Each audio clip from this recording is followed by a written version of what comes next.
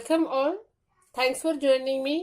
അപ്പൊ ഞാനിന്ന് ചെയ്യുന്നത് നമ്മുടെ സദ്യയിലേക്ക് സ്പെഷ്യൽ ഐറ്റമായ കൂട്ടുകറി ഇല്ലാതെ ഒരു ഓണസദ്യ ഇല്ല. വിഷു ആയാലും എന്തായാലും അല്ലെങ്കിൽ ആദ്യമായിട്ട് എന്റെ വീഡിയോ കാണുന്നതെങ്കിൽ ഉറപ്പായി സബ്സ്ക്രൈബ് ചെയ്യണം, സപ്പോർട്ട് ചെയ്യുക. സബ്സ്ക്രൈബ് ചെയ്തതിനോടൊപ്പം തന്നെ അടുത്തൊരു ബെല്ലൈക്കൺ ഉണ്ടാവും. ആ ബെല്ലൈക്കണിൽ ഒന്ന് പ്രസ് ചെയ്തേക്കുക. അപ്പോൾ എന്റെ എല്ലാ വീഡിയോയും നിങ്ങൾക്ക് അപ്ഡേറ്റ് ആകും. പുതിയ പുതിയ റെസിപ്പീസ് എല്ലാം അപ്ഡേറ്റ് ആവുന്നതായിരിക്കും.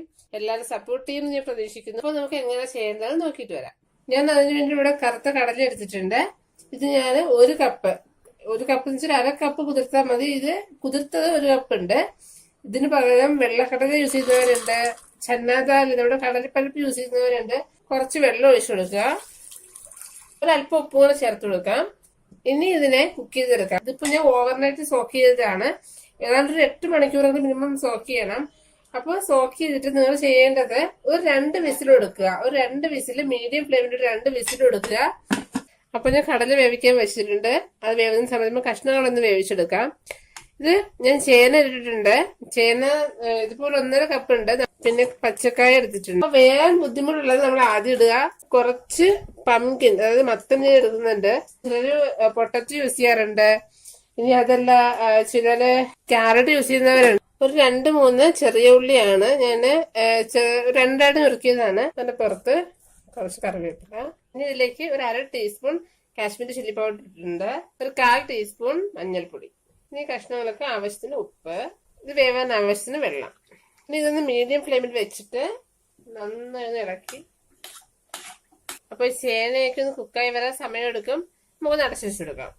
മീഡിയം ഫ്ലെയിമിൽ ഇട്ടുകൊണ്ട് വേവിക്കാൻ, ഒരിക്കലും ഹൈ ഫ്ലെയിമിൽ ഇട്ട് വേവിക്കരുത്. അപ്പൊ ഇനി നമ്മുടെ കറിക്ക് ആവശ്യമായ തേങ്ങ അരച്ചിടാം.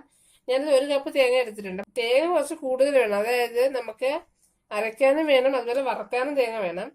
അപ്പോൾ തേങ്ങയിലേക്ക് ഞാനത് കുറച്ച് ജീരകം, ഒരു 3/4 ടീസ്പൂൺ ജീരകം ഇട്ടിട്ടുണ്ട്. ഒരു ചുവന്നുള്ളിയാണ് ചെറുതായി മുറിച്ചത്. ഇനി ഇതിൽ കുറച്ച് വെള്ളവും ചേർത്ത് നമുക്ക് നന്നായിട്ട് അരച്ചെടുക്കാം. അപ്പൊ ഇനി നമുക്ക് തേങ്ങ വറുത്തെടുക്കണം. ഞാനൊരു 3 ടേബിൾ സ്പൂണോളം വെളിച്ചെണ്ണ എടുത്തിട്ടുണ്ട്. വെളിച്ചെണ്ണ ചെയ്യുന്നത്, വെളിച്ചെണ്ണ ഇല്ലെങ്കിൽ നിങ്ങൾക്ക് ഇഷ്ടമുള്ള ഓയിൽ എടുക്കാം. പക്ഷെ ഇതൊരു നാടൻ കേരള ഡിഷാണ്, അതുകൊണ്ട് ടിപ്പിക്കലായിട്ട് ഞാൻ വെളിച്ചെണ്ണ എടുത്തിട്ടുണ്ട്. ഇപ്പൊ വെളിച്ചെണ്ണ ഒന്ന് ചൂടാകുമ്പോഴേക്കും കുറച്ച് കടുക്, ഒരു 2 ടേബിൾ സ്പൂണോളം ഉഴുന്നുപരിപ്പുണ്ട്. ജസ്റ്റ് ഒന്ന് ഈ ഉഴുന്നുപരിപ്പിന്റെ കളർ ജസ്റ്റ് ഒന്ന് മാറിയാൽ മതി, കരിഞ്ഞു പോകരുത്. തീ എപ്പോഴും ശ്രദ്ധിക്കുക. അപ്പൊ ചെറിയൊരു കളർ മാറി വരുമ്പോഴേക്കും അതിലേക്ക് നമുക്ക് മുളക്. ഇനി ഇതിലേക്ക് 1 കപ്പ് തേങ്ങ നന്നായി ഒന്ന് വറുത്തെടുക്കണം. അതായത് ഒരു നല്ല ഗോൾഡൻ കളർ ആകുന്നത് വരെ നമ്മുടെ തീയലിന്റെ ഒക്കെ പരുവത്തിന് നല്ലൊരു ഗോൾഡൻ കളറാക്കി എടുക്കുക. അപ്പൊ ഇത് നമ്മുടെ തേങ്ങ ഒരു ബ്രൗൺ കളറായി വന്നിട്ടുണ്ട്. അപ്പൊ ഇതുപോലെ ഒന്ന് വറുത്തെടുക്കുക. ഇത് നമുക്ക് അടുപ്പിൽ നിന്ന് മാറ്റാം. ഈ പാത്രത്തിൽ നിന്നൊന്ന് മാറ്റി വെച്ചേക്കും. നമ്മുടെ കഷ്ണങ്ങളിലൂടെ ഏതാനും വെന്തിട്ടുണ്ട്. ഇനി നമ്മുടെ കടലയും കൂടെ അതിനോട് ചേർത്ത് കൊടുക്കാം. കടല ഞാനിതില് മൊത്തം 3 വിസിൽ എടുത്തിട്ടുണ്ട്. നിങ്ങൾ നോക്കുക, നിങ്ങളുടെ കടല ഏതുള്ളൊക്കെ വേവും, അതുപോലെ നിങ്ങൾക്ക് വിസിലെടുക്കാം.